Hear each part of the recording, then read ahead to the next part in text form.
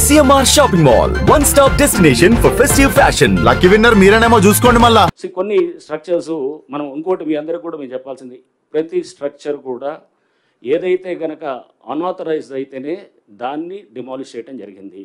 ఎక్కడ కూడా GHMC permission, HMDA permission list కూడా ఇస్తారు మీ అందరికి కూడా. తర్వాత మొత్తం దాదాపు 27-28 స్ట్రక్చర్స్ని ప్లేసెస్లో డిమాలిష్ చేసినప్పుడు ఎక్కడైతే కనుక ఆ పర్మిషన్ సపోజ్ ఒకటి పంచాయత్ సెక్రటరీ ఇస్తాడు, ప్రస్తుతం మున్సిపాలిటీ పాత డేట్ తోటి ఇచ్చాడు. డిండిగల్ కేసులో, డిండిగల్లో మేము చేసినటువంటి అక్కడ చెరువులు, అక్కడ పాత డేట్ తోటి ఇస్తే Panchayat secretary was suspended.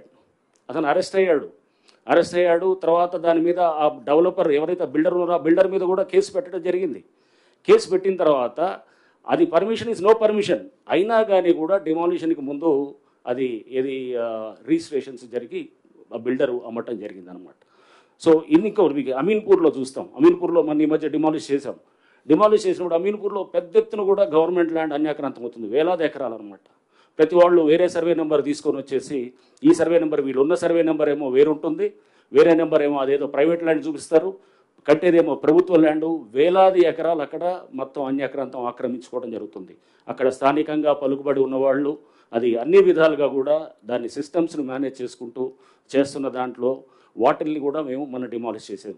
So ఉదాహరణకి ఒక హాస్పిటల్, మన డిమాలిష్ చేసినటువంటి హాస్పిటల్ మీరు చూస్తే కనుక పోయిన సంవత్సరం అది ఆల్రెడీ ఒకసారి డిమాలిష్ అయిన తర్వాత ఫస్ట్ ఫ్లోర్ దాకా కడితే మళ్ళా కట్టడం మొదలెడితే స్లాబ్స్ అయినా ఆపకుండా మళ్ళీ మూడోసారి కూడా వాళ్ళు చేసినప్పుడు దానికి ఇది పవర్ కనెక్షను, అది కరెంట్ కనెక్షను డిస్కనెక్ట్ చేయమని చెప్పి కూడా రాసిన తర్వాత వాళ్ళు కోర్టుకు వెళ్ళి మళ్ళీ తీసుకొని వచ్చేసి మొన్న డిమాలిష్ చేసామన్నమాట.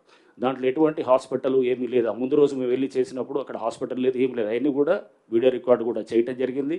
అక్కడ బయటికి అది దాన్ని ఒక హాస్పిటల్లో దాంట్లో పేషెంట్స్ ఉన్నారనే విధంగా దాన్ని బయటికి ప్రొజెక్ట్ చేస్తూ దాని వెనకాల మీ అందరూ కూడా మీరు చూడాల్సింది ఏంటంటే ఇవన్నీ చేసేది మామూలు వాడు చేయడు, సామాన్య మధ్యతరగతి వాడు, ఒక పేదవాడు ఎవడు కూడా ఇట్లాంటివి చేయడు. ఇది చేసేది అక్కడ వెనకాల ఉండేవాడు బలవంతుడే అక్కడ చేయగలుగుతాడు అనమాట. అది చేసి అతను ఏదైనా కానీ నేను మేనేజ్ చేసుకోగలుగుతాను, అన్ని వ్యవస్థలు నా చేతిలో ఉన్నాయన్నట్టు ఒక ధైర్యం ధీమాతుడు చేస్తుంటే అక్కడ కూడా చాలా విల్లాస్ కూడా మనం డిమాలిష్ చేసాం. డిమాలిష్ చేసినప్పుడు ఆ విల్లాస్ డిమాలిషన్లో వచ్చినటువంటిది కూడా మనం చూస్తే కనుక అవన్నీ కూడా గవర్నమెంట్ ల్యాండ్లో పర్మిషన్స్ ఇచ్చినారని చెప్పేసి కూడా సస్పెండ్ అయిన తర్వాత రిజిస్ట్రేషన్ కూడా ఆపాలని చెప్పి కలెక్టర్ రాస్తే రిజిస్ట్రేషన్స్ కూడా ఆపేశారు. ఆ బిల్డర్ అక్కడ ఉన్నటువంటి అతను మాధవ్ రెడ్డి ఏదో ఉన్నది, అతను ఇంకో కోటేశ్వరరావు అని చెప్పేసి వాళ్ళు కొంతమంది వీళ్ళ వెనకాల అక్కడ లోకల్గా అక్కడ ఉన్నటువంటి ఒక పొలిటికల్గా ఉండే అతను వీళ్ళందరూ కలిసి మళ్ళీ కోర్టుకు వెళ్ళి రిజిస్ట్రేషన్స్ని అది వెంటనే మళ్ళీ చేసేటట్టు చేస్తే, ఒకవేళ రిజిస్ట్రేషన్స్ ఉంటే కనుక బహుశా కొంత ఆగుండేదేమో, అంటే తెలిసేది పబ్లిక్కి. బట్ ఆ రిజిస్ట్రేషన్స్ చేయాలనేటటువంటి విధంగా వాళ్ళు మళ్ళీ ఒక ఆర్డర్ తీసుకొని రావడంతో కొంత అక్కడ రిజిస్ట్రేషన్లో జరగటం. మేము డిమాలిష్ చేసే ముందు కూడా అక్కడ జస్ట్ హార్డ్లీ ఒక 1 month ముందో లేకపోతే ఒక లాస్ట్ ఒక 1-2 months ముందు కూడా వాళ్ళు గృహప్రవేశం చేసిన సందర్భాలు కూడా చూసామన్నమాట.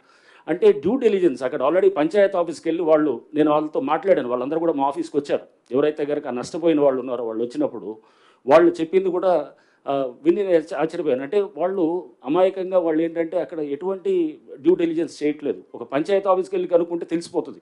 ఇది ఆల్రెడీ ఇక్కడ గతంలో ఇక్కడ ఇది పర్టికులర్ కొన్ని అరెస్ట్ అయ్యారు, లేకపోతే సస్పెండ్ అయ్యారు, లేకపోతే ఇక్కడ పర్మిషన్స్ క్యాన్సిల్ చేశారు, దీనికి పర్మిషన్స్ లేవు అని చెప్పిన తర్వాత కూడా వాళ్ళు అంటే దాని ప్రయత్నం కూడా చేయలేదు. తర్వాత వాళ్ళు రిజిస్ట్రేషన్ అయ్యి డబ్బు ఇచ్చిన తర్వాత తెలిసినట్టు వాళ్ళు కొంతమంది మా దగ్గర వాపటం కూడా జరిగిందనమాట.